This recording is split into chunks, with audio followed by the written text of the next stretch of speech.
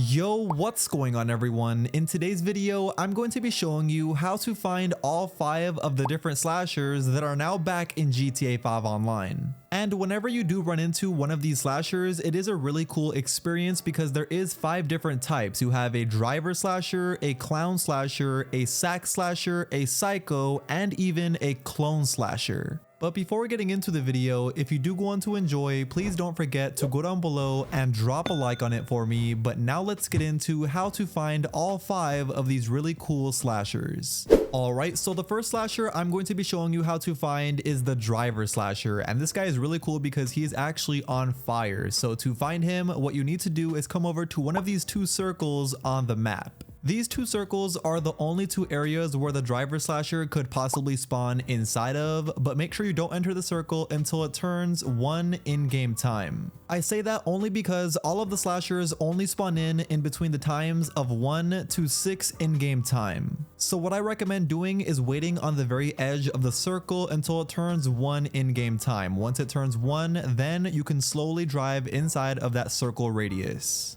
And then eventually, once you are going around that circle radius, you should see a red dot appear on the map. If you do see one appear, that is most likely going to be the driver slasher. As you can see, he just spawned in here for me, and he is also really easy to spot because as you can see, he is completely on fire. Make sure that you stay near him though, because if you do go away, he will completely disappear. But either way, once you do see him, you could either have him take you out or you could take him out. Just know that if you take him out, you won't get anything special. The only thing you could get is the wrench that he does drop, but if you already have a wrench, you can't even pick it up. But yeah, that is how you find the driver slasher. For the next slasher, I'm going to be showing you how to find the clown slasher, and this guy only spawns in this certain area on the map. As you can see, it's basically the entire city of Los Santos and even the bottom portion. But just like I told you for the first slasher, make sure that you don't enter this circle until it turns 1 in-game time, because of course this slasher can only spawn in between the times of 1 and 6 in-game time. But anyway, once it does turn 1, then you can simply enter inside of that circle radius and then search the entire area, hoping that you run into the clown slasher. Out of all of the different slashers, I think the clown was definitely the hardest for me to get to spawn in, and some areas that people said were very popular that they found the clown at was either over at the LS Car Meet, the casino, the Vinewood area, the Maze Bank Arena, and also the docks. Eventually, you should see a red dot appear on the map, so cross your fingers and hope that it is the clown slasher, because if it is, here is exactly how he looks right here. He'll be holding a knife, so you can either take him out or have him stab you, but I recommend just taking him out. Alright, so I'm now going to be showing you how to find the Sackslasher, and this guy only spawns in on the top half portion of the map. As you can see, here is the entire circle radius where the Sackslasher could possibly spawn inside of. And same thing like the last 2 slashers, make sure that you don't enter inside of that circle radius until it turns 1 in-game time. Because of course, we only have from 1 to 6 in-game time to possibly find the Sackslasher in this area. So whenever it does turn 1, all you want to do is slowly start driving inside of the circle, and then once you are inside the circle, basically just drive all around that entire radius until you see a red dot appear on the map. Once you do see that red dot appear on the map, hopefully it is the Sackslasher, and as you can see, here is how the Sackslasher looks like. This guy, in my opinion, out of all of the different slashers, is definitely the coolest because he has a almost unlimited amount of health. And also, I don't know what happened with my Sackslasher. As you can see, he literally wasn't even attacking me. But once I was trying to take out the Sackslasher, that is once I realized he takes a lot of bullets to take out. I think he took like 500 bullets from my minigun. But yeah, that is how you find the Sackslasher. He shouldn't be too hard to find. Okay, I'm now going to be showing you how to find the Psycho Slasher next, and this guy only spawns in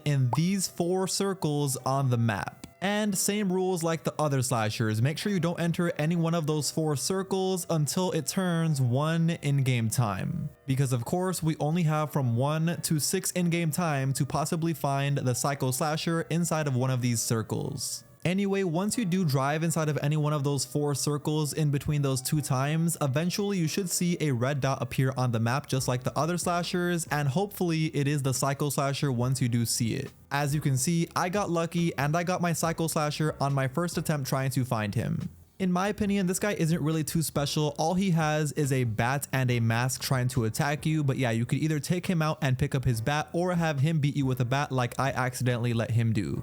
And finally, getting into the very last type of slasher that you can run into, this is going to be called a clone slasher. And the clone slasher, like I said at the beginning of the video, is literally an exact copy of your character trying to take your character out. And actually finding a clone slasher could be easy or it could be hard. It is literally a 50-50 chance. And I say that because the clone slasher could spawn inside of any one of the different slasher circles, but here's the thing though, it is only a 50% chance that you will get the clone slasher to spawn in. So basically, while you are trying to find any one of the other slashers, you have a 50% chance to run into the clone slasher at any one of those circles. It is just a 50% chance, as I said. So basically just cross your fingers whenever you do see a red dot appear on the map because it could possibly be a clone slasher. Whenever you do run into your clone slasher though, it is literally going to be an exact copy of your character with some type of melee weapon trying to attack your character and take him out.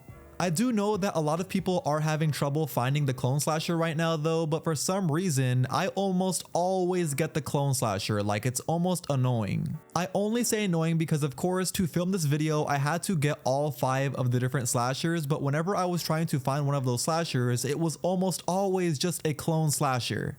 So you could probably imagine how annoying that was for me, especially trying to record this video. That is why you see all of the different footage of all of those different clone slashers I ran into. Like honestly, I ran into at least 10 of my clone slashers trying to find these different slashers, and it definitely was annoying because think about it, if you haven't found a specific slasher and then you find the clone one instead, it is going to be kind of annoying.